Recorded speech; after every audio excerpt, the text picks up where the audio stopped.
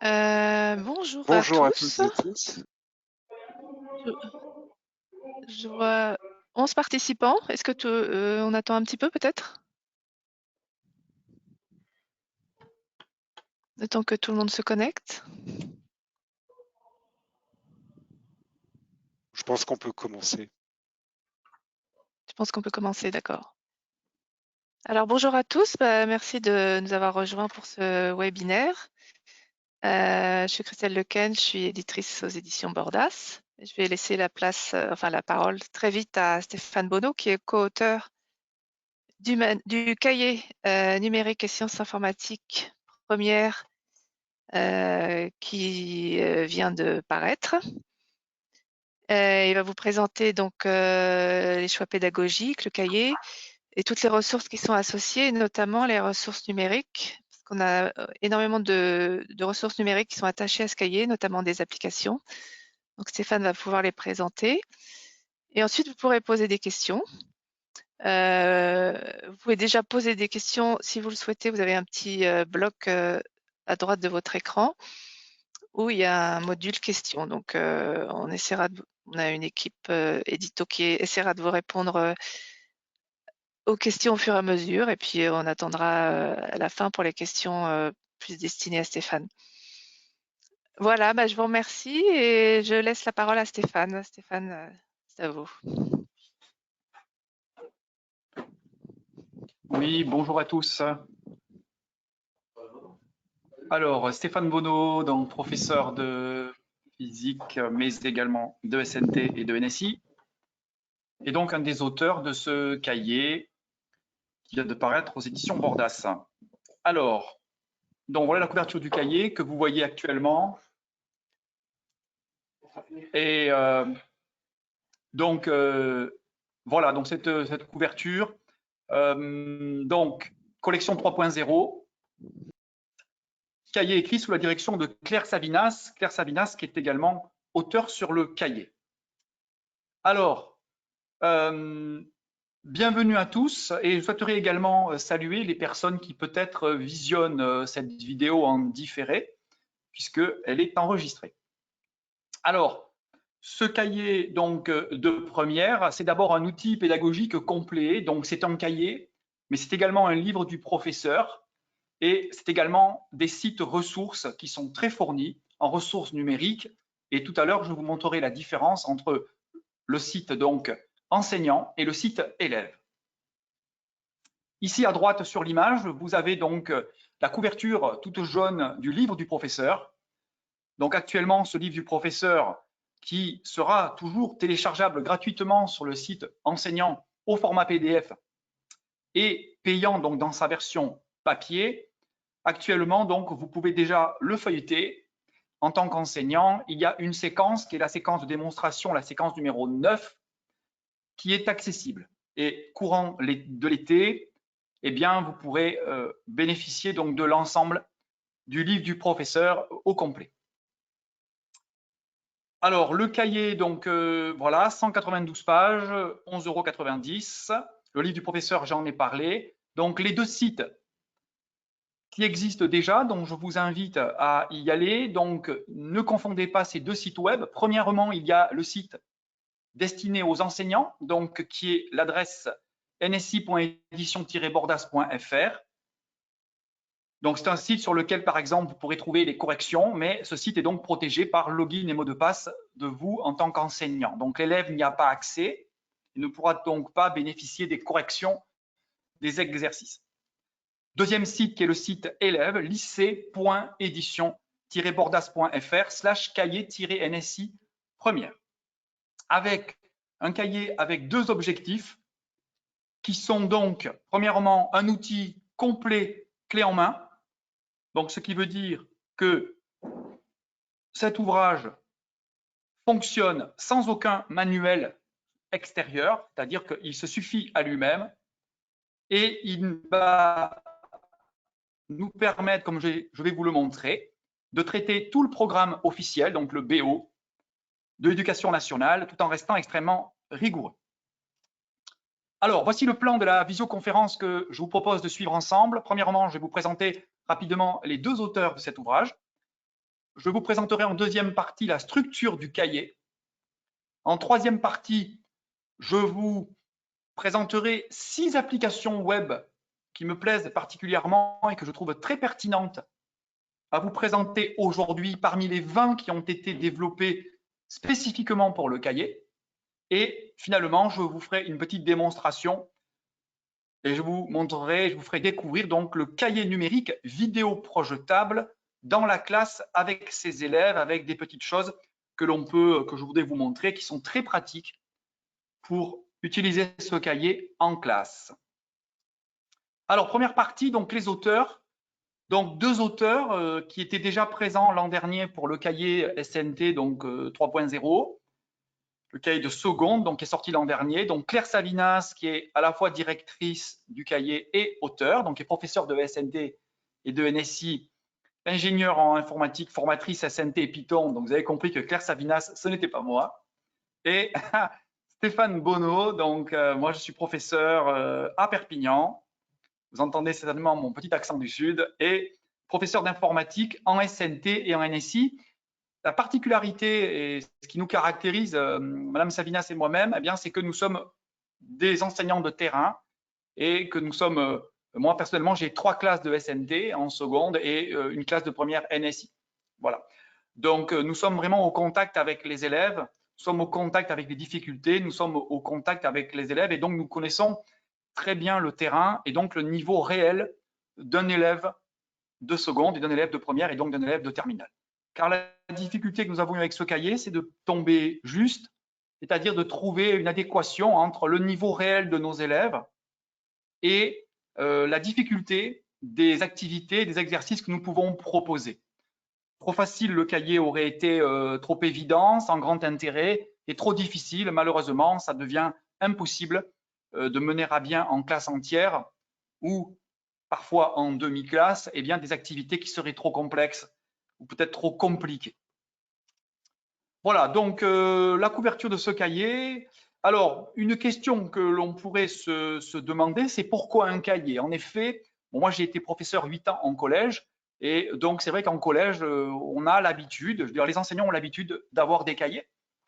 Mais dans le lycée, alors mis à part peut-être en mathématiques des cahiers d'algorithmique que l'on va retrouver en seconde, en mathématiques, c'est vrai qu'on n'a pas tellement l'habitude de travailler avec un cahier. Donc c'est nouveau. Et donc je voudrais vous expliquer pourquoi nous avons fait le choix, donc aux éditions Bordas, donc c'est un travail d'équipe bien sûr, un choix d'équipe, de faire un cahier. Alors, tout simplement parce que dans le cahier, premier argument, tout est inclus. Les activités, le cours, les exercices, les QCM, tout est là, les projets. Et j'ai envie de dire, fini les pages qui volent, parce qu'on sait bien ce que c'est pour un élève de lycée d'utiliser un trieur avec les feuilles qui volent, les activités qui se suivent et qui s'enchaînent, que l'on perd. Et il ne faut pas oublier quand même que l'élève qui va arrêter l'enseignement de NSI en fin de première va devoir donc passer ce fameux QCM, ces fameux 7 petits QCM de 6 questions. Et là, il va falloir qu'il joue au parfait archiviste pendant l'année et qu'il conserve tous ses cours et toutes ses activités de façon à pouvoir eh bien, réviser tout cela dans de très bonnes conditions. Donc, le cahier, c'est vraiment l'endroit où tout est consigné. Les activités, le cours, les exercices, les QCM, les projets, tout est là. Les fiches, également la gestion du projet au cours de l'année, nous en reparlerons tout à l'heure. Un autre avantage qui est quand même assez colossal, c'est que vous savez qu'au niveau de la terminale NSI, pour les élèves qui auront gardé NSI en terminale, il y a une partie des exercices qui peut, ce n'est pas obligatoire, mais qui peut porter sur le programme de première. Or, dans le cas d'un manuel, eh bien, le manuel, comme vous le savez, il est rendu, il est restitué en fin d'année. Donc, un élève de terminale NSI se retrouverait finalement sans ressources, si ce n'est le cahier et les notes qu'il a pris pendant l'année. L'élève qui a eu le cahier en première, il va le garder. Donc, il va garder les activités, il pourra donc les refaire, il a tous les logins et les mots de passe, par exemple, pour se connecter à l'émulateur Linux, il peut refaire un petit peu de Linux quand il est en terminale. Il peut également garder le cours, c'est très précieux, il a le cours qui est toujours dans son cahier, il peut donc le feuilleter, l'avoir sous la main, et le cahier est très léger et très durable. Donc, c'est vraiment quelque chose qui peut accompagner l'élève tout au long de sa scolarité. Parfaitement adapté au niveau des élèves. nous aimons le redire, c'est que toutes les activités ont été testées et beaucoup d'exercices également en temps réel, en classe, avec nos élèves. Et en gros, ça veut dire que nous n'avons pas écrit un cahier, mais plutôt deux, parce que les enseignants savent que lorsqu'on teste une première, version d'une activité avec des élèves, eh bien, quand on rentre à la maison, on n'a qu'une envie, finalement, c'est déjà la modifier. Et donc, eh bien, ce cahier qui est paru là aux éditions Bordas, c'est quelque part une version déjà extrêmement modifiée de ce qu'a pu être le cahier il y a quelques mois, ce cahier ayant demandé quasiment 1 an d'écriture. Donc, parfaitement adapté au niveau de nos élèves. Et là, je voudrais faire une parenthèse relativement importante. C'est que c'est vrai qu'on rencontre, et c'est le cas dans mon lycée à Perpignan, des élèves qui sont mathématiques, physique et NSI, mais il y a également des élèves qui choisissent NSI et qui ne font pas de mathématiques. Donc, la difficulté pour nous en tant qu'auteurs, c'est d'arriver à proposer un contenu qui soit suffisamment adapté à des élèves qui est un véritable profil scientifique, maths physique NSI par exemple, ou maths NSI, mais également accessible à d'autres élèves qui peut-être ont fait SES, Histoire Géo, NSI, avec un profil qui n'est pas un vrai profil scientifique, et peut-être un élève qui a dans l'optique d'arrêter la NSI et de garder SES, Histoire Géo en terminale. Donc ça, c'était vraiment une vraie problématique pour nous, et là, on pense que le cahier, c'est vraiment une solution adaptée. Léger et pratique, parce qu'il est léger. Pratique, je ne reviens pas. Économique, alors oui, alors économique, je ne fais pas ça, évidemment, 11,90 €, ça peut paraître une somme, mais il faut penser qu'il n'y a pas de classeur à acheter, il n'y a pas de feuilles à acheter, et puis que les 192 pages sont des pages couleur, et on sait bien la différence qu'il y a entre présenter un document en noir et blanc qui est passé à la photocopieuse du lycée et un document couleur, ça n'a rien à voir. La couleur apporte un plus énorme. Et puis j'enchaîne tout de suite sur la coloration syntaxique. En informatique, on a des logiciels, des applications qui permettent la coloration syntaxique, c'est-à-dire qu'en fonction des mots-clés du code Python, eh bien, la coloration du mot n'est pas la même. Et ça, c'est extrêmement riche pour l'élève. Alors, si on commence à compter 200 photocopies couleurs à photocopier, eh ben non, en fait, ça revient beaucoup plus cher finalement que d'acheter ce cahier qui est tout en un, qui est extrêmement pratique, qui fait à la fois le cahier, le classeur et le manuel, extrêmement léger, extrêmement pratique. Et c'est pour ça que j'assume complètement l'adjectif économique. Alors, je passe maintenant à la partie 2, donc la structure du cahier. Alors, pour ceux d'entre vous qui ont déjà vu l'intérieur du cahier SNT, on a repris le fonctionnement par thème et notamment le découpage en séquences, ce qui veut dire que parfois, par exemple, vous voyez le thème A ici, représentation des données, eh bien, il est partagé en 2 séquences, séquence 1 et séquence 2. Pourquoi? Parce qu'on a estimé que le thème aurait été trop long à traiter. Et que donc, un thème long à traiter, c'est un thème qu'on met 4, 5, 6 semaines. Et on sait que ça provoque de l'ennui chez l'élève. Et on veut à tout prix rompre cette monotonie. Donc, c'est la raison pour laquelle nous avons scindé ces différents thèmes qui sont au nombre de 7, A, B, C, D, E, F, G, en 10 séquences numérotées de 1 à 10. Vous les avez ici. Donc, type et valeur de base, séquence 1 et 2. Les types construits, c'est une séquence unique. Traitement des données en table, séquence 4 unique. Interaction entre l'homme et la machine sur le web, séquence unique, séquence 5. Architecture matérielle et système d'exploitation, bien là, nous avons partagé séquence 6 qui est plutôt architecture de von Neumann et système d'exploitation.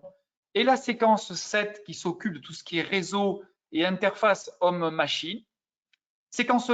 Thème F, pardon, c'est la séquence 8, langage et programmation, et un thème G qui est relégué ici en fin de cahier, mais tout simplement parce que nous avons souhaité suivre le déroulé exact du bulletin officiel afin que ce soit plus facile pour les enseignants de s'y retrouver.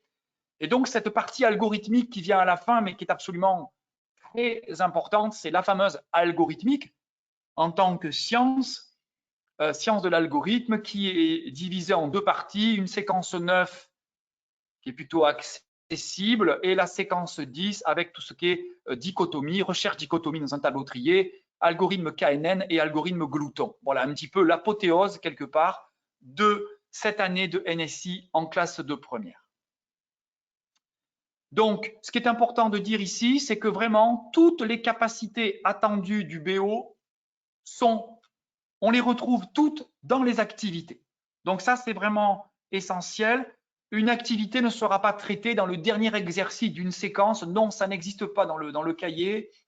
Toutes les compétences officielles sont abordées dans les activités.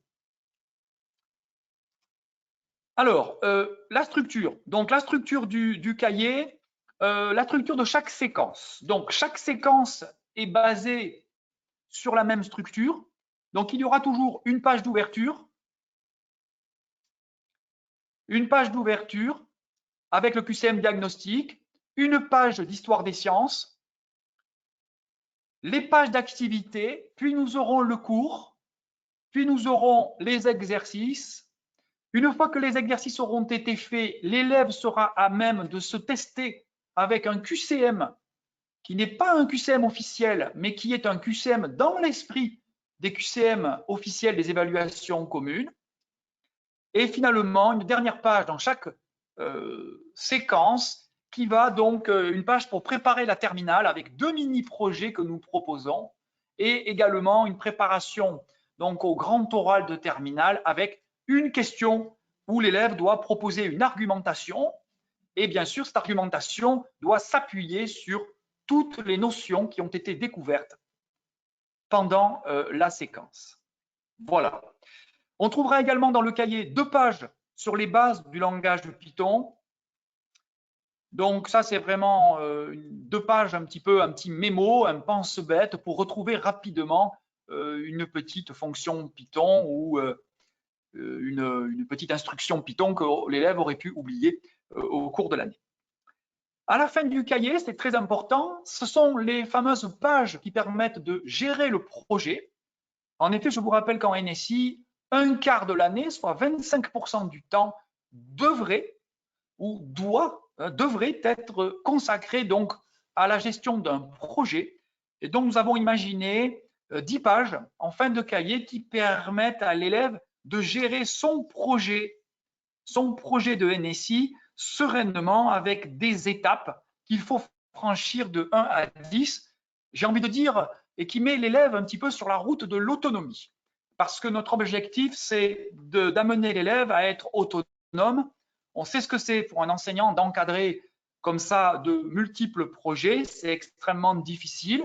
Et on a essayé de bâtir cette séquence de projets donc à la fin du cahier pour que l'élève soit autonome et que finalement l'enseignant exploite complètement son rôle de guide, son rôle d'accompagnateur, pardon.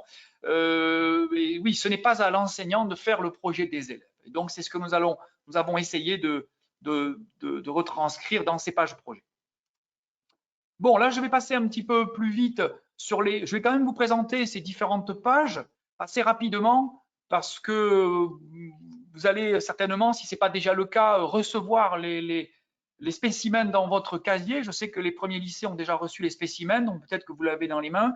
Et je vous laisse bien sûr le soin de feuilleter. J'en profite afin de ne pas oublier que si vous avez des questions demain, après-demain, vous pouvez envoyer un mail donc à l'adresse contact@cahier-nsi.fr et là, nous pourrons directement vous répondre. Alors, la page d'introduction, vous avez la page qui est à droite ici. Donc, cette page d'introduction, on va retrouver une photo qui pourra être un élément déclencheur, peut-être l'occasion d'introduire le sujet. On retrouve une ou deux anecdotes, des anecdotes qui sont bien sûr en lien avec la séquence. Et puis en bas, on a repris quelque chose qu'on trouvait déjà dans le cahier SNT, qui était la petite frise historique. Pour avoir quelques repères, je crois que c'est toujours bon de faire un petit peu d'épistémologie, c'est-à-dire de se poser, de répondre à la question finalement d'où ça vient, hein, pourquoi on fait de l'algorithmique. Je vous présente la séquence 9 puisque c'est la séquence de démonstration que vous pourrez retrouver sur les différents sites web.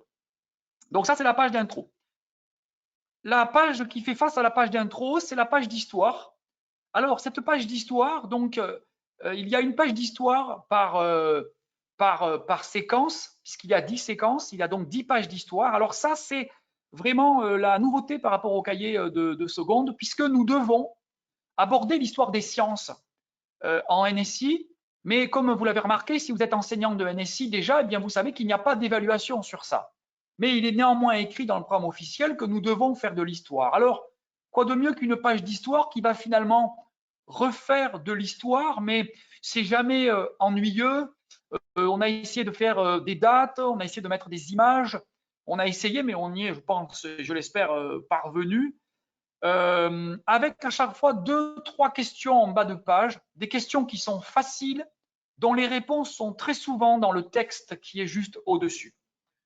Donc, un questionnement, s'interroger, typiquement une séance d'histoire des sciences, une petite activité d'histoire des sciences va être faite en 15 à 20 minutes. Il est même possible de la donner à faire à la maison et de se contenter de corriger ces 3 questions d'histoire des sciences au début d'un cours. Ça fait une très bonne introduction et ça permet de traiter le programme officiel et surtout de ne pas passer 1 heure en classe entière à faire de l'histoire. Donc, quelque chose qui est intéressant, quelque chose que nous avons voulu léger, toujours facile à découvrir, facile à lire et facile à comprendre.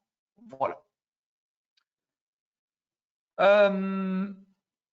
Bien sûr, oui, en gras, je l'ai bien écrit en gras, le contenu de ces pages fait partie du programme. Évidemment que ce ne sont pas des pages d'histoire pour dire nous faisons de l'histoire. Non, nous vous proposons d'aborder dans ces pages d'histoire des éléments qui sont explicitement au programme de NSI. Ça veut dire que quand vous commencez à faire l'histoire des sciences avec vos élèves, eh bien, quelque part, vous avez déjà commencé à travailler la séquence avec vos élèves.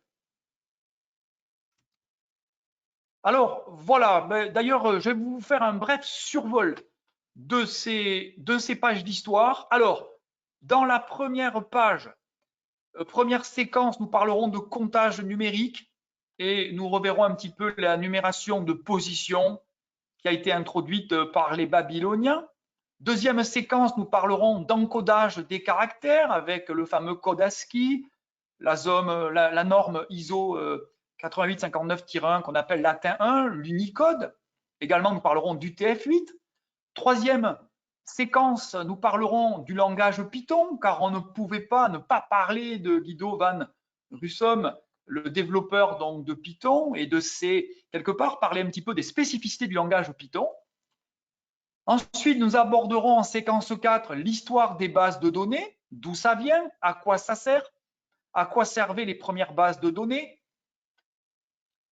Séquence 5, nous parlerons de l'histoire du web. Ça, c'est pour faire référence au thème qui s'appelle donc interaction homme-machine sur le web. Donc, d'où vient le web? Qu'est-ce que c'est? Est-ce que c'est si vieux que ça ou est-ce que c'est plutôt une découverte récente? Séquence 6, nous parlerons d'architecture matérielle et notamment la fameuse architecture de von Neumann qui n'est pas facile à enseigner, mais vous découvrirez, nous avons proposé quelque chose d'à la fois, je pense, très accessible et assez léger pour une partie du programme qui peut devenir rapidement extrêmement lourde et délicate à enseigner. Le réseau Internet, bien sûr, avec la naissance donc, des premiers réseaux, années 1960 aux États-Unis. Les langages de programmation, avec le premier compilateur, l'apparition du langage basique, de l'instruction GoTo, le fameux GoTo qui nous permet d'aller dans une certaine ligne du programme et qui n'existe plus dans les dans les langages de programmation modernes.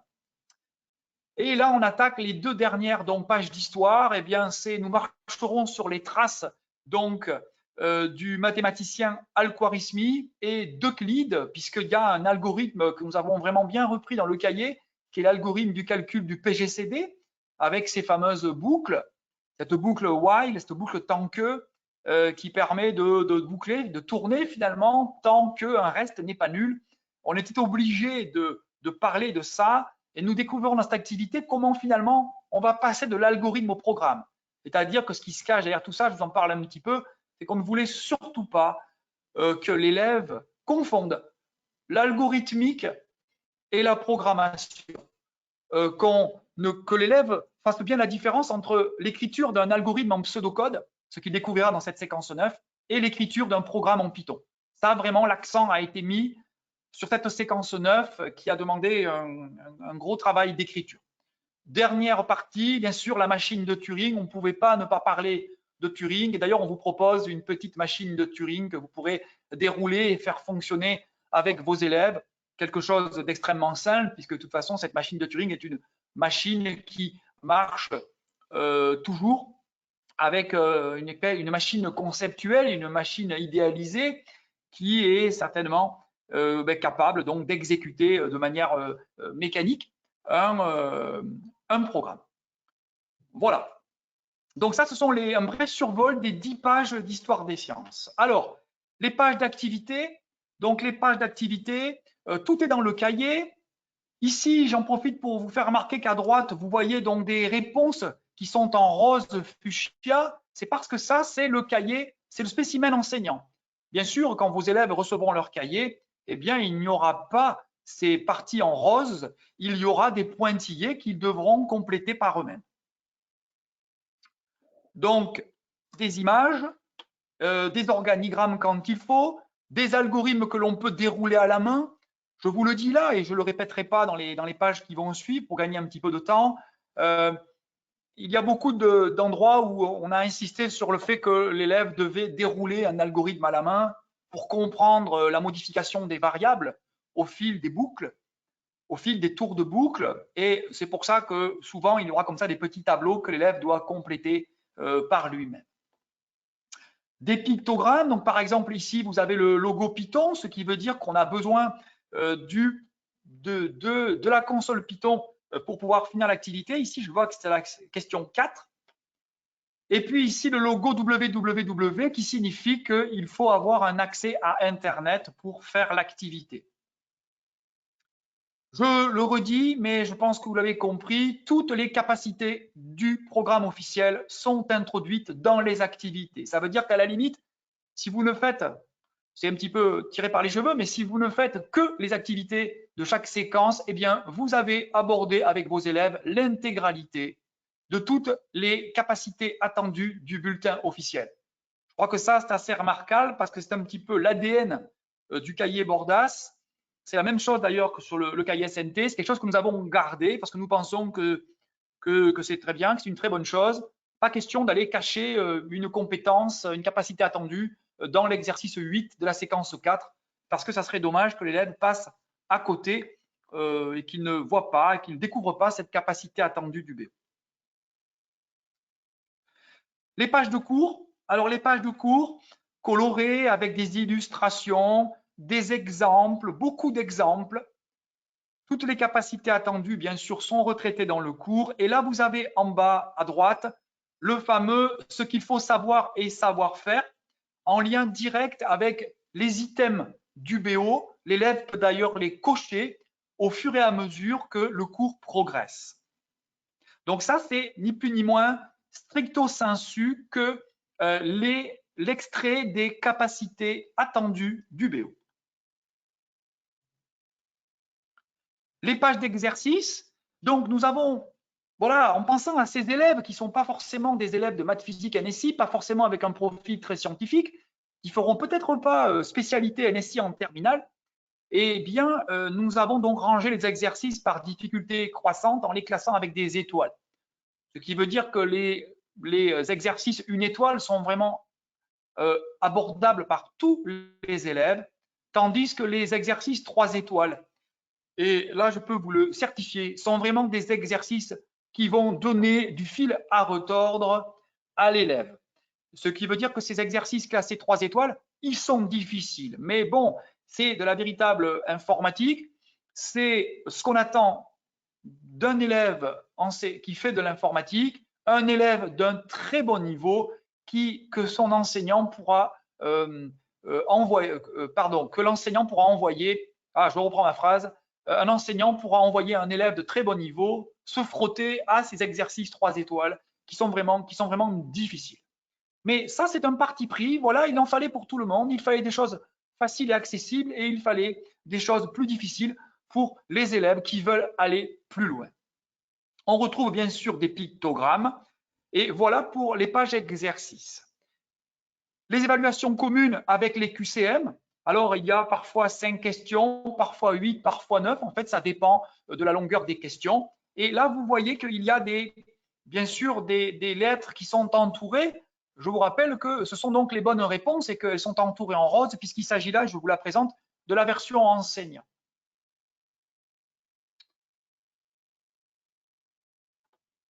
Alors, ensuite, la dernière page de chaque séquence, oui, eh bien, ce sont les 2 mini-projets, proposition 1, proposition 2. Si vous voulez lancer vos élèves sur des mini-projets, nous vous proposons donc un challenge avec quelque chose de très détaillé, beaucoup d'étapes à suivre. Vous voyez ici, dans cette proposition 1, il y a 9 étapes. Et donc, l'élève va pouvoir aborder les étapes les unes après les autres. Voilà. En toute fin de la séquence, eh bien, c'est le paragraphe « Apprendre à argumenter » qui correspond donc à la préparation au grand oral.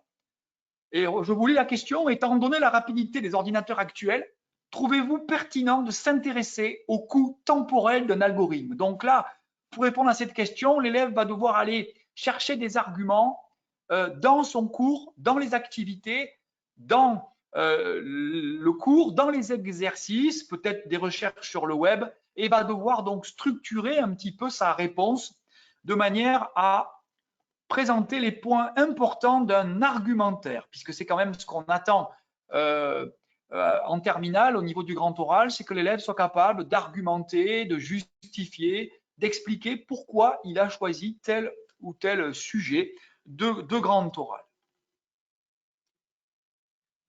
Alors, le mini-projet à la fin, ce sont 10 pages. Alors, pour préparer le projet, pour s'organiser, pour que l'enseignant puisse également suivre l'avancement du projet, pour préparer son dossier et pour préparer également une éventuelle présentation de ce projet à l'oral. Il y a donc 10 pages qui ont été proposées. Par exemple, je peux vous montrer ici la première, c'est le tout début, c'est proposer un sujet de projet. Très difficile de trouver un sujet et nous avons voilà, essayé de mâcher, de préparer un petit peu le travail. Alors, le thème principal, question 1, a-t-il été traité pendant l'année? Ben voilà, simplement ça. Si l'élève fait un projet et que ce projet fait référence à des notions qui n'ont pas été vues pendant l'année, imaginez la difficulté pour l'élève et pour l'enseignant. Le projet nécessite-t-il une interface graphique? Question 3. Et oui, parce que si l'élève, le premier jour du projet, veut faire un jeu avec une interface graphique en 3D, eh bien là déjà, cette question, c'est une des questions de faisabilité. Cette question est déjà là, un petit peu comme un garde-fou pour faire comprendre à l'élève que peut-être son projet est trop ambitieux et qu'avant de faire une interface graphique, eh bien, il va pouvoir se contenter de tout simplement faire un jeu ou quelque chose en mode console et que c'est déjà bien avant d'implémenter une solution graphique. Voilà. Vous voyez, rien que ces 2 questions que je viens de vous dire, ce sont vraiment des problèmes épineux qui font que parfois les élèves se lancent dans des projets qui ne sont pas à leur niveau. Et donc, simplement pour vous dire que nous avons imaginé ces pages de projet pour développer l'autonomie de l'élève et que l'élève soit en mesure, accompagné par son enseignant, d'être réaliste par rapport à ses capacités et qu'il y ait comme ça une véritable réflexion qui soit menée entre l'élève, le groupe de l'élève, un groupe de 3, un groupe de 4 élèves maximum, et l'enseignant qui, lui, quand même, va devoir encadrer ce projet. Voilà, alors en résumé, je vous ai préparé un petit camembert, là, regardez. Donc, le nouveau cahier de NSI, c'est quoi? C'est 60 pages, alors 192 pages, donc c'est 60 pages d'activité, c'est 30 pages de cours, c'est 40 pages d'exercices classés par niveau avec des étoiles, c'est 10 pages d'histoire des sciences, c'est 10 frises chronologiques, 10 QCM de type évaluation commune, plus d'autres QCM qui sont disponibles sur le site des éditions Bordas. C'est 20 mini-projets, puisqu'il y a 2 mini-projets par séquence. C'est 10 pages de gestion de projet qui doivent représenter un quart de l'année. C'est 5 pages de présentation au grand oral. Et c'est, je l'ai mis en rouge, mais c'est quand même important, et c'est ce que je vais vous présenter maintenant, c'est 20 applications web. Voilà. Donc, ça veut dire quoi? Ben, ça veut dire que Les activités, le cours et les exercices, comme vous le voyez à droite ici sur le camembert, représentent à elles seules 3/4 du contenu du cahier en termes de nombre de pages, à peu près. Voilà, environ, parce qu'il y a les pages de garde, il y a les présentations, il y a le titre. Donc, c'est à peu près 3/4. Voilà. Les projets et les mini-projets représentent quand même près de 9 à 10% des pages, ce qui n'est pas négligeable. La préparation au grand oral, c'est une petite part, mais qui est tout de même présente et importante. Et les QCM qui sont présents avec, je l'ai déjà dit, l'extension sur les sites web. Alors, au niveau donc du livre du professeur, il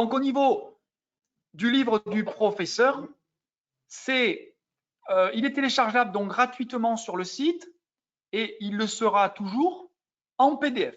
Bien sûr, vous avez la possibilité de commander la version imprimée. Pour chaque séquence, il y a une description donc par les auteurs d'une partie du programme. Il y a des compléments, il y a des justifications. C'est là où finalement l'auteur qui a fait tel ou tel chapitre ou telle partie de chapitre eh bien, va expliquer pourquoi il a choisi telle activité, comment il voit les choses. J'ai envie de dire que finalement, ce livre du professeur, ce sont les coulisses du tournage. Et parfois, c'est intéressant de savoir ce qu'on a voulu dire et quel est le message que l'on veut faire passer. C'est également l'occasion d'insister sur les éléments importants ou qui nous paraissent, à nous en tant qu'auteurs, plus importants, les éléments plus importants que d'autres dans une activité ou dans un exercice. Voilà, description des activités, description des exercices avec à chaque fois les capacités attendues et la description de l'activité ou ici, exercice 1, page 154, les capacités attendues. Bien sûr, dans le livre du prof, vous retrouverez également toutes les corrections. Alors, je passe à présent donc à la troisième partie. Voilà, ça fait 35 minutes que nous sommes ensemble. Il me reste… Alors, bien sûr, je ne vais pas présenter toutes les applications web. Pour ceux qui connaissent déjà le cahier SNT, vous savez que c'est une des grandes spécificités. C'est quelque chose qu'on a imaginé et que les éditions Bordas ont rendu possible. C'est l'existence des applications web. Parce que quand nous enseignons l'informatique, eh bien, nous savons que parfois nous avons des soucis d'ordinateur. Nous avons des soucis de logiciels. Nous avons des logiciels à installer. Nous devons également respecter le RGPD, le règlement général pour la protection des données, la réglementation. Donc ça, c'est compliqué. Par exemple, trouver un émulateur Linux. Comment faire du Linux dans sa classe quand on travaille avec un environnement Windows? Eh bien voilà, nous avons voulu apporter des solutions à toutes ces questions. Alors, c'est ce qu'on appelle des interfaces, c'est ce qu'on appelle des émulateurs, c'est ce qu'on appelle des applications web. Bon, on les appelle comme on veut, ce sont des applications web qui sont donc accessibles sur la page web d'un navigateur web. Elles ne nécessitent aucun mot de passe, aucun login, et donc elles sont totalement accessibles. Et l'élève trouvera dans le cahier eh bien, les liens qui lui permettront d'aller vers la bonne activité. Donc, alors, parmi les 20 applications web disponibles, moi j'ai choisi d'en présenter 6. Bien sûr, je vous invite à aller découvrir toutes les 14 autres applications par vous-même. Je crois que là, c'est intéressant. D'aller les tester, d'aller les éprouver, de nous faire vos remarques. Alors, tout d'abord, il y en a une qui est quand même extrêmement importante, c'est le nouvel éditeur Python. Ça veut dire qu'on peut utiliser ici une solution Python en ligne. Pas besoin d'installer d'environnement de développement intégré, pas besoin d'installer Piso, pas besoin d'installer Jupyter, pas besoin d'installer toutes sortes de logiciels que j'ai un petit peu oubliés. Idle pour la solution native de Python. Donc là, on est sur une page web qui fonctionne de manière autonome. Vous avez dans la partie gauche ici donc la partie éditeur où vous pouvez saisir, écrire un script, et la partie droite ici qui est une console Python. Alors, je vais vous présenter les boutons qui sont ici en haut à droite. et qui ont des fonctionnalités extrêmement intéressantes. Je suis obligé de vous en parler car c'est assez révolutionnaire. Alors, d'abord, nous avons donc ici le bouton plus qui va nous permettre donc d'ouvrir une nouvelle page web, un nouveau onglet du navigateur web. Si jamais l'élève veut avoir deux onglets différents, c'est possible. Ensuite, vous avez ici donc le bouton qui va permettre de lancer l'interpréteur, d'interpréter le script Python et donc d'interpréter le code qui est donc dans la partie gauche. Ici, vous avez un troisième bouton qui permet de charger un script. Donc, si par exemple, vous avez un fichier .py sur votre clé USB ou sur votre ordinateur, eh bien, vous allez pouvoir ouvrir ce script .py, donc ce fichier Python, avec l'éditeur Python que nous vous proposons aujourd'hui. Bien sûr, si vous pouvez ouvrir, vous pouvez également sauvegarder. L'élève qui a fait un travail en classe ne va pas perdre son travail lorsqu'il va fermer la fenêtre du navigateur. Il a la possibilité, alors il a deux possibilités. Première possibilité, en cliquant sur le bouton télécharger, il va pouvoir télécharger un fichier .py qui sera finalement exactement le fichier .py de la partie gauche de l'éditeur et qu'il pourra enregistrer dans son espace dédié sur le disque dur du lycée ou sur sa clé USB personnelle. Il y a également donc ce bouton, vous reconnaissez le bouton partager des réseaux sociaux. Alors, si vous cliquez sur ce bouton, eh bien, vous copiez l'URL du programme Python et dans cette URL vont se trouver écrit de manière cryptée le contenu intégral du programme Python qui est ici, ainsi que des éventuels fichiers CSV qui auraient pu être chargés. Ce qui veut dire qu'on dispose là d'un code, d'un lien, un lien hypertexte. Et ce lien, il peut être copié-collé. Ce lien, il peut être envoyé par mail, il peut être envoyé par une application de réseau social. Et donc, ça veut dire qu'on va pouvoir partager son programme avec d'autres élèves, avec d'autres personnes ou avec le professeur. Le professeur, par exemple, pourrait également donner un lien vers un programme qu'il a écrit lui-même et n'importe quel élève qui disposerait de ce lien, eh bien, pourrait donc accéder instantanément donc à ce programme. J'en profite pour vous dire qu'il est possible d'intégrer cet éditeur Python dans Pronote par l'intermédiaire donc de balises iframe, de balises HTML iframe. Je ne dis pas plus, mais il est possible donc d'intégrer tout ça dans votre environnement numérique, ENT et Pronote. Également le panneau de sortie, donc ça c'est plutôt pour du Matplotlib. Lorsque vous générez, et c'est vrai que je ne vous l'ai pas dit, mais j'en profite pour le dire tout de suite, il y a à peu près une cinquantaine de modules qui ont déjà été importés, qui sont déjà pré-importés, préinstallés dans cette application, dans cet éditeur Python. Et donc, notamment Matplotlib, notamment NumPy, notamment CPy, notamment Pylo, qui permet de faire du traitement d'images, bien sûr le module math. Tous ces modules sont déjà préinstallés et en utilisant le mot-clé import, eh bien, vous pourrez rapidement les importer et les utiliser avec vos élèves. Ce qu'il faut bien comprendre, c'est que là, il y a un avantage colossal qui est qu'on n'a rien à installer de plus. Un dernier bouton qui est le bouton avec la petite valise là, qui permet d'afficher les fichiers CSV. En effet, par exemple, dans la séquence 4, on doit traiter des fichiers CSV, on doit les importer. On doit les importer, également les exporter. Et bien là, vous avez la petite valise. C'est là que vont se trouver tous les fichiers CSV que vous allez manipuler, soit à l'importation, soit à l'exportation. Donc, c'est extrêmement pratique. Le dernier bouton est un bouton d'aide. Voilà, deuxième application que je voulais vous présenter, c'est l'émulateur Linux. Donc là, un véritable émulateur Linux, ce n'est pas de la simulation. Et ça, c'est possible d'application. Donc ça, c'est assez extraordinaire. Il faut se loguer avec un login et un mot de passe qui sont donnés dans le cahier.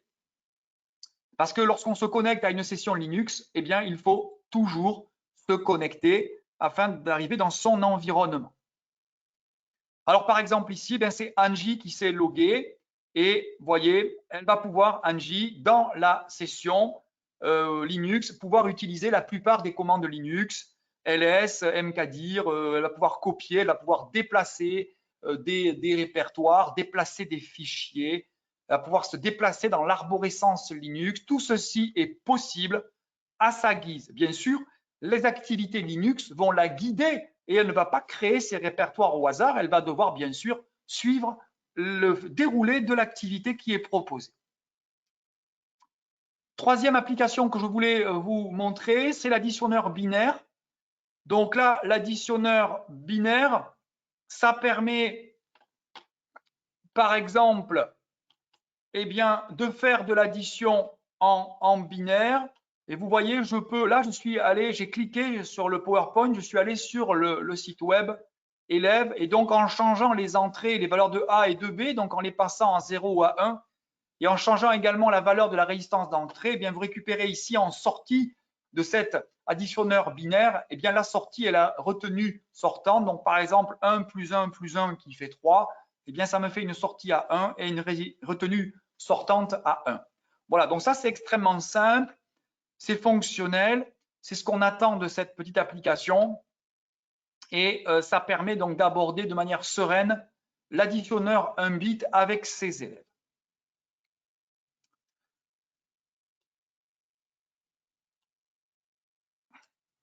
Je suis un petit peu perdu. Alors l'éditeur Python, l'émulateur Linux, l'additionneur binaire. Alors, bon, alors il y a des pages qui ont disparu. Ben, écoutez, j'aurais voulu vous présenter. Alors oui, je vais le présenter différemment. Alors, je vais vous présenter donc il y a des pages qui sont parties du PowerPoint. Donc, je vais vous présenter donc le tri par insertion, le tri par insertion, par exemple ici, qui nous permet de faire du tri. Allez, tri par sélection, allons-y.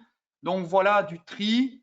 Et là, l'élève va pouvoir suivre étape par étape le déroulé d'un tri par insertion avec ces petits curseurs ici qui se déplacent et qui simulent les différentes variables I et J. Et là, vous voyez, il y a eu un déplacement. La carte la plus petite, le 7, vient de se placer à gauche de mon tableau. Et donc, vous vous souvenez que dans un tri par sélection, eh bien, la partie gauche du tableau sera toujours triée. Et ça, c'est justement le fameux invariant de boucle. Voilà. Également, une application que je vais vous présenter, j'y tenais à celle-là, c'est les différentes courbes de complexité. Il est très difficile de parler complexité avec les élèves. Et c'est vraiment sympa de pouvoir afficher donc des courbes. Par exemple, ici, je n'ai choisi d'afficher que log de n et n log n, et de montrer donc que plus ces courbes sont basses, eh bien, plus la complexité est favorable. En effet, pensons à nos élèves qui ne font pas de spécialité mathématique et qui donc vont avoir énormément de mal à parler complexité ou coût d'un algorithme. Mais bon, c'est au programme. Et il y a beaucoup de questions des E3C, des évaluations communes, qui font référence notamment à cette complexité avec des complexités linéaires, logarithmiques ou quadratiques. Également, je voulais vous présenter le passage, entre autres, le passage du format CSV à des points sur une carte. Par exemple, ici, dans la partie gauche, vous avez un fichier CSV avec les coordonnées latitude et longitude de 4 points qui sont tout simplement les 4 premiers laboratoires qui ont fait partie du tout premier réseau informatique aux États-Unis. Il y a l'Université de Californie, il y a l'Université de Salt Lake City, il y a Auckland, je ne sais plus trop les noms. Bon, Los Angeles Université. Voilà. Donc voilà les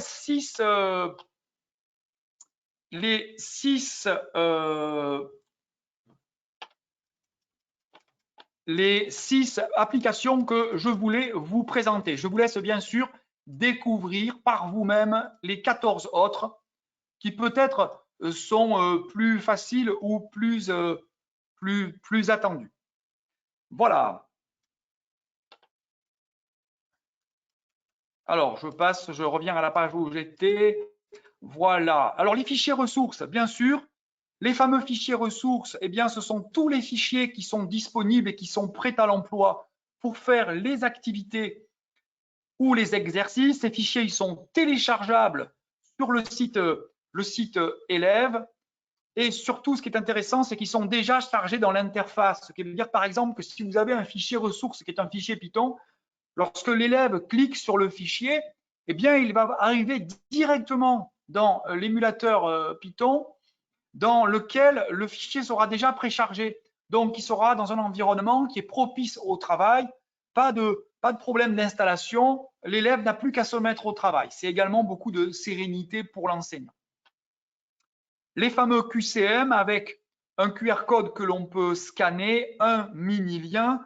Je voudrais redire qu'il y a également ces QCM d'auto-évaluation que l'élève peut faire chez lui en autonomie avec à chaque fois un feedback, c'est-à-dire une réponse où on essaye de mettre un petit commentaire à l'élève qui a une bonne réponse ou qui s'est trompé pour le guider et l'aider un petit peu à comprendre pour quelle raison il a fait une erreur. Voilà, alors les ressources pour le professeur, on vous proposera donc des propositions de progression au format PDF, une vidéo de présentation des interfaces, des activités et des exercices, des liens uniques, un livre du professeur et bien sûr toutes les corrections de tous les exercices, de toutes les activités, téléchargeables bien sûr uniquement sur le site enseignant nsi.edition-bordas.fr. Vous avez ici le lien qui est remis. Accès protégé par un mot de passe. Alors ne confondons pas. Là, il s'agit bien sûr du site enseignant et il y a toutes les corrections. Donc, vous ne pouvez vous connecter à ces ressources corrigées que si vous êtes identifié en tant qu'enseignant chez Bordas. Voilà. J'en profite pour le dire parce qu'on nous pose souvent la question. Oui, il y a bien un cahier numérique qui est entièrement téléchargeable sur clé USB que vous pourrez donc emmener sur clé USB dans votre classe pour utiliser le cahier numérique que je vais vous présenter dans un instant. Bien sûr, ce cahier numérique, il est gratuit, mais il n'est réservé qu'aux enseignants qui ont choisi d'adopter le cahier avec leurs élèves. Voilà, tout est projetable. Alors, la liste des ressources. Bon, ces ressources, je vous renvoie, je vais passer un petit peu plus vite ici. Ces ressources, cette page-là, elle est sur le spécimen que vous allez recevoir dans les casiers et sur le livre de l'élève, le cahier de l'élève, il y aura une page blanche. C'est pour vous, pour les enseignants, pour que vous vous souveniez quelles sont les différentes ressources web, quelles sont les applications dont vous aurez besoin pour traiter telle ou telle séquence. Voilà. Donc, pas d'installation, c'est pour faciliter l'enseignement, pas de login, pas de mot de passe pour l'élève, quelque chose d'extrêmement facile à utiliser et des ressources qui sont bien sûr entièrement libres et accessibles. Je ne l'ai pas dit, mais bien sûr, ces ressources sont accessibles non seulement sur ordinateur, mais également sur tablette et sur smartphone. Alors bien sûr, le smartphone, eh bien, l'écran est petit, mais ça fonctionne. Ça fonctionne et on peut le faire dans le bus, on peut voir ça sur tout dispositif connecté à Internet. Alors, j'aborde à présent la dernière partie, donc il me reste un petit peu plus de 7 minutes pour l'heure. On essaye de tenir le timing, voilà. Partie 4, donc le cahier numérique vidéo projetable. Ce cahier, vous allez pouvoir le projeter en classe. Alors là, pour vous faire une démonstration, je vais cliquer sur ce lien et je vais aller directement sur le site enseignant. Je ne vais pas sur le site élève, hein, je vais bien sur le site nsi.edition-bordas.fr. Alors, alors, j'espère que je ne vais pas avoir de soucis. Connexion, oui, je me connecte. Voilà. Alors, j'ai une page grise pour l'instant. J'ai une connexion qui est un petit peu lente aujourd'hui. Voilà. Alors là, ça, c'est le site des éditions Bordas réservé à l'enseignant. Et si vous allez un petit peu vers le bas, ici, vous aurez un bouton. Il y a actuellement la séquence 9 qui est téléchargeable, bien sûr, au cours de l'été, vous pourrez accéder à toutes les autres séquences. Et là, vous pouvez donc tester votre cahier numérique enseignant. Je vais cliquer ici sur le bouton « Consulter ». Et en cliquant donc sur le bouton « Consulter », je vais pouvoir accéder au fameux cahier numérique vidéo projetable. Alors, ma connexion est très lente chez moi cet après-midi pour des questions de travaux. Et je m'en prie de m'en excuser. Voilà. Donc là, c'est en train de charger. Bien sûr, en temps normal, l'accès est instantané. Donc, me voilà rendu sur le cahier numérique vidéo projetable. Et vous voyez qu'en baladant ma souris par un survol, je vois qu'il y a des zones qui deviennent bleues. Je peux d'ailleurs ici dans le menu cliquer sur afficher les zones actives et vous voyez tous ces points bleus. Tous ces petits ronds bleus qui apparaissent, ça c'est très pratique pour l'enseignant, ça veut dire qu'il y a un lien, il y a quelque chose qui est caché derrière, un petit peu comme une pochette surprise. Et bien, par exemple, ici, si je clique cette question-ci de ce QCM, eh bien, je vais pouvoir vidéo projeter dans la classe en grand la question-ci de ce QCM pour le traiter avec mes élèves, par exemple, pour une évaluation formative. Et là, si je clique sur le bouton « Corriger », eh bien, la correction arrive ici. Donc, vous voyez, la réponse C vient de s'entourer en magenta, en rose. Vous voyez, je vous rappelle que la couleur rose, c'est la couleur de la correction. C'est uniquement pour l'enseignant. Donc, je peux, à ma guise, eh bien, revenir donc à la version sans correction, la version avec correction. Donc, ça, c'est extrêmement pratique. Je vais pouvoir, comme ça, bien, montrer une image. Je vais pouvoir montrer une question d'un QCM. Je vais pouvoir montrer un exercice. Je vais pouvoir faire un zoom. Car on sait que dans la classe, il y a parfois beaucoup de difficultés pour l'élève qui est au fond de la classe pour pouvoir, comme ça, eh bien, traiter une, l'élève qui est au fond de la classe parfois ne voit rien. Donc là, ça permet quand même de rendre les contenus extrêmement lisibles. Ici, vous voyez que si je clique sur corriger, eh bien la réponse apparaît directement sur le vidéoprojecteur dans la classe avec une très bonne taille, ce qui permet que chaque élève va pouvoir donc lire la correction au tableau. Je voudrais vous montrer également ici quelque chose d'extrêmement pratique dans ce menu que vous retrouverez ici en haut à droite, qui est la possibilité d'ajouter à mon cours. Donc, ça veut dire que vous pouvez créer un cours personnel de l'enseignant. Donc, par exemple, vous voyez donc cette frise ici, historique, eh bien, je peux, si je le souhaite, l'ajouter à mon cours. Donc, je vais l'appeler frise, par exemple, et je vais l'ajouter à mon cours. Voilà, donc l'élément a été ajouté avec succès à mon cours. Donc, il y a quelque part dans mon environnement d'enseignant, environnement Bordas enseignant, il y a quelque part quelque chose qui me permet, un onglet ici qui me permet de consulter mes cours. Et donc, si je clique sur consulter mes cours, je vois ici le mot frise. C'est exactement le nom de cet onglet, un petit peu comme un marque-page. Et ça veut dire que j'ai quelque part, eh bien, j'ai mis un marque-page sur cette frise. Et si je suis en classe avec mes élèves, eh bien, je peux retrouver, en cliquant simplement sur ce lien, retrouver immédiatement le contenu de la page 162 qui s'affiche à l'écran. Et ça, c'est extrêmement pratique. Par exemple, on veut revoir certaines notions avec ses élèves. Eh bien, on peut préparer comme ça un petit cours à l'avance et on sait exactement quels sont les éléments du cours ou des activités ou des exercices que l'on souhaite revoir ce jour-là avec ses élèves. Ça permet de s'organiser, ça permet de créer ses cours, ça permet de préparer ses cours. C'est extrêmement pratique et ça fait gagner énormément de temps. Voilà. Donc là, vous avez vos notes. Voilà, donc les différentes zones. On peut annoter, on peut dessiner, on peut afficher les zones actives. Ça, je vous l'ai montré. On peut dessiner, vous pouvez écrire dessus. Je vais vous montrer comment ça fonctionne. Voilà. Je choisis par exemple un stylo et je peux, si je le décide, eh bien, choisir de dessiner ou d'encadrer ou de mettre de surligner quelque chose d'intéressant. Voilà, donc voilà pour la présentation de cette partie 4 qui se termine ici. C'était le cahier numérique vidéo projetable. Alors, il me reste donc une minute pour conclure. Voilà, on est rentré dans la dernière minute de cette présentation et revenir avec vous peut-être sur les points forts de ce cahier. Alors, un cahier clé en main, un cahier complet, un cahier rigoureux, un cahier, j'ai envie de dire, parfois complexe, mais jamais compliqué. On a voulu faire des activités, des exercices qui soient parfaitement accessibles par l'élève, un contenu qui est totalement adapté au niveau de nos élèves de première à NSI, donc c'est un élève de seconde qui vient d'avoir son passage en première. Et cet élève, il va falloir l'accompagner parce que, eh bien non, enseigner les NSI, enseigner la matière NSI, ce n'est pas facile.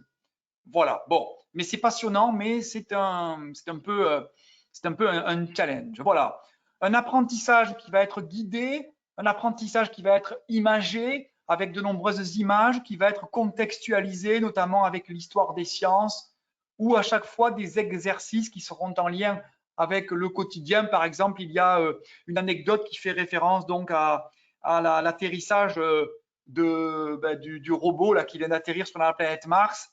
On a voulu en parler. Donc, il y a une anecdote qui est vraiment quelque chose qui va nous accompagner, un fait divers, un fait du quotidien qui concerne directement les élèves.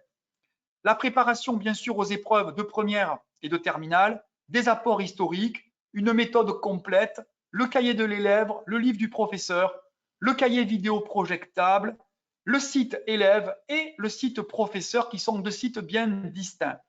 Voilà, de très nombreuses ressources numériques, finalement, pour terminer. Voilà, en tout cas, je vous remercie beaucoup pour votre attention. Je vous remercie de m'avoir écouté pendant 61 minutes. Voilà, je rends la main et je vous souhaite une excellente fin d'année scolaire. Merci beaucoup, Stéphane. Je voudrais repréciser que toutes les applications enfin la plupart des applications sont disponibles et visibles à partir du site ressources professeur, donc nssi.édition-bordas.fr, que le cahier numérique est gratuit pour les adoptants du cahier, pour leurs élèves, et qui contient aussi des liens directs vers toutes les ressources numériques. Donc, pas besoin d'aller sur le site quand on a le cahier numérique, on peut cliquer directement sur les liens. Il y a une version élève pour les ressources élèves et une version enseignant avec toutes les ressources élèves et les ressources enseignants en plus, dont le livre du professeur. Voilà, je ne sais pas s'il y a des questions. N'hésitez pas à activer votre micro, le cas échéant, si vous souhaitez intervenir de vive voix, sinon le module question écrite est toujours ouvert. Voilà, je vais ouvrir les micros, vous pouvez activer de votre côté.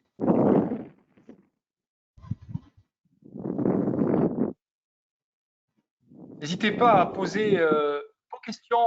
Si vous avez une question, voilà, nous serions heureux de pouvoir y répondre. Voilà.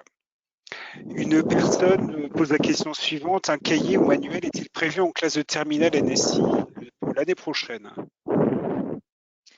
La réponse c'est actuellement en réflexion, mais je ne peux pas assurer qu'il y aura un cahier de NSI terminal, mais on y réfléchit. Oui, bonjour, Frédéric West, enseignant en NSI. Donc, je l'ai consulté en ligne, j'ai le format papier, je le trouve excellent. Je pense l'adopter à la rentrée prochaine. Et c'est moi qui ai posé la question pour la classe de terminale. Si vous pouviez en faire un en terminale de cette qualité-là, ça serait le top. Je vous remercie. Alors, il faut transmettre. On souhaite tout à fait le faire et on attend de voir un peu le succès du cahier de première, mais c'est dans nos tablettes.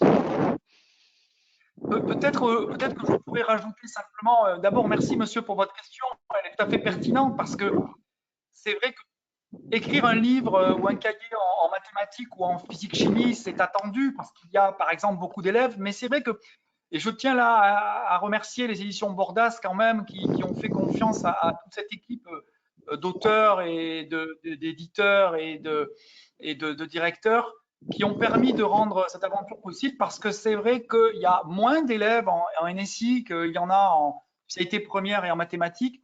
Et c'est vrai que moi, je trouve remarquable que l'édition Bordas ait pu sortir un ouvrage, bon, que je pense être de qualité, mais ce n'est pas à nous de le dire, c'est plutôt à vous, les enseignants, de nous faire part de vos retours. Et d'ailleurs, merci pour votre commentaire, monsieur, merci beaucoup, ça fait très plaisir.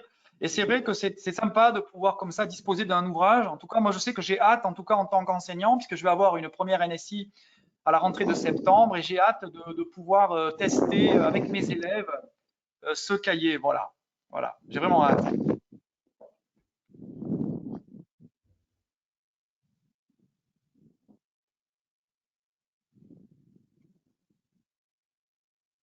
Voilà, n'hésitez pas à poser vos questions, oui, ou sur le chat, n'importe quelle question, vraiment, nous sommes là. Ah oui. Encore un message aussi d'un enseignant qui dit: comment Bordas sait-il que je suis adoptant pour 2021-2022 pour télécharger le guide, le manuel numérique enseignant? Mais là, en l'occurrence, c'est vrai que quand vous allez sur le site et que vous souhaitez télécharger ce cahier numérique, vous remplissez une attestation sur l'honneur indiquant que vous utilisez bien, ainsi que vos élèves, le cahier des éditions Bordas. Et à ce moment-là, nous avons l'attestation dûment remplie de votre part qui vous permet par la suite de télécharger le cahier numérique. Voilà, c'est une attestation sur l'honneur en ligne que vous devez remplir pour y accéder.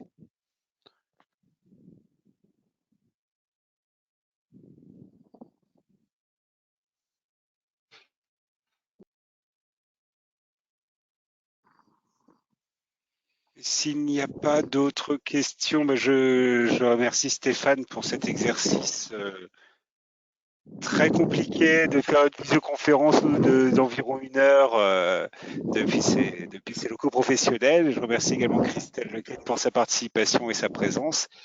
Et surtout, je vous remercie vous toutes et tous de nous avoir rejoints cet après-midi pour la présentation. Et je vous souhaite une très bonne fin de journée et une bonne fin d'année scolaire à tous. Merci, au revoir. Merci beaucoup, merci à tous. Très bonne fin d'année.